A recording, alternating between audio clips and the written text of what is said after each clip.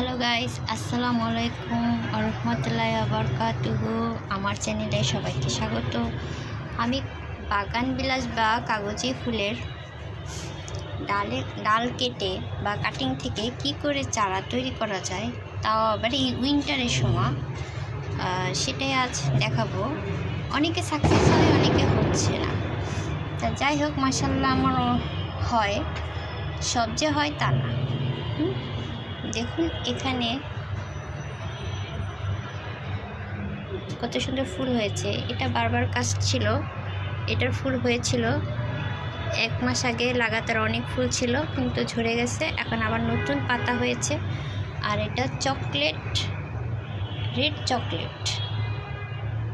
গাছটা দেখুন কত ছোট। এই একটা ছোট্ট চিকুন ডাল থেকে ও হয়েছে। তো এটার বয়স এরকম 5 মাস হবে, 4 মাস হবে, কিন্তু এগুলো একদম রিসেন্ট নিউ। কোনোটার বয়স 2.5 মাস, কোনোটার বয়স 3 মাস, কোনোটার বয়স 1.5 মাস, এরকম। এদের শিকড়ও মাশাআল্লাহ হয়েছে। তো কী করে এগুলো হবে, কিভাবে আপনারা বসাবেন কাটিংটা, সেটাই আমি দেখানোর চেষ্টা করব।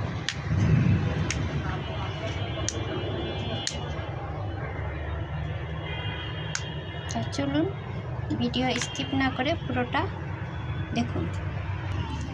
প্রথমে আমি এখানে আগেই বালি মাটি মিক্স করে নিয়েছি, এর সাথে মোটা বালি আর বালি মাটি, আর কিছু না। এর ভিতর আমি ফাঙ্গিসাইড দিয়ে নেব খুব ভালো করে, যাতে এর ভিতরে কোনো ফাঙ্গাস না অ্যাটাক করতে পারে। আর কাটিং নেওয়ার জন্য এখানে আমি এরকম ডাল নিয়েছি, যেগুলো এটা বারবার কাস্ট, আর কিছু ইন্ডিয়ান চিত্রা নিয়েছি, সেটার কাটিংগুলো এই। তো কাটিংয়ের নিচের অংশটা আমি এরকম ছুঁড়ে নিতে হবে। আর অ্যালোভেরার মধ্যে আমি প্রায় আধা ঘন্টা না, 1.5 ঘন্টা, মানে যতটুকু সময় পাইছি ওইভাবেই রেখে দিয়েছি, ঠিক আছে। আর ডালগুলো বিশেষ করে কেটে নিতে হবে, এই যেখানে পাতা গজায় ঠিক সেই সব বরাবর এরকম 45 ডিগ্রি অ্যাঙ্গেল করে কেটে নিতে হবে।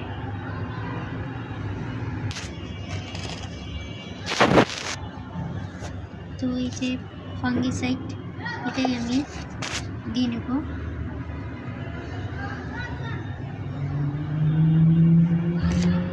ভালো করে মাটিটা মিশিয়ে নেব। মাটিটা ভালো করে মিশানো হয়ে গেছে, কিন্তু এরকম ওয়ান টাইম গ্লাসগুলোতে ছোট ছোট সুরকি দিয়ে নিয়েছি, যাতে ড্রেনেজ সিস্টেমটা ভালো থাকে, পানি ভালোভাবে যায়।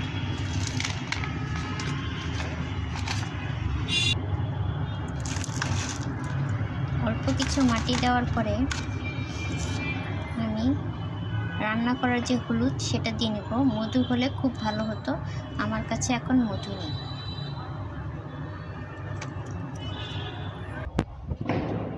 অ্যালোভেরা এভাবে করে অ্যালোভেরার মধ্যে গেঁথে এভাবেই আমি বসিয়ে দিই। এরপরে এটাকে ভালো করে মাটি দিয়ে কলেক্ট করে দেব।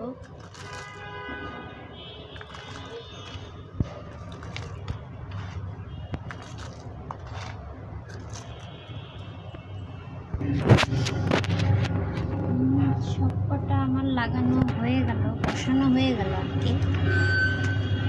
এখন এগুলাকে ভালো করে পানি দিয়ে দিব। পানি একবারে দেওয়ার পরে আর পানি দিব না, যতক্ষণ মাটিটা না শুকাবে। আর এটা খুব কড়া রোদেও রাখবো না, আবার ছায়াতেও রাখবো না, সকালে রোদ পায় সেরকম ব্যবস্থায় রাখতে হবে।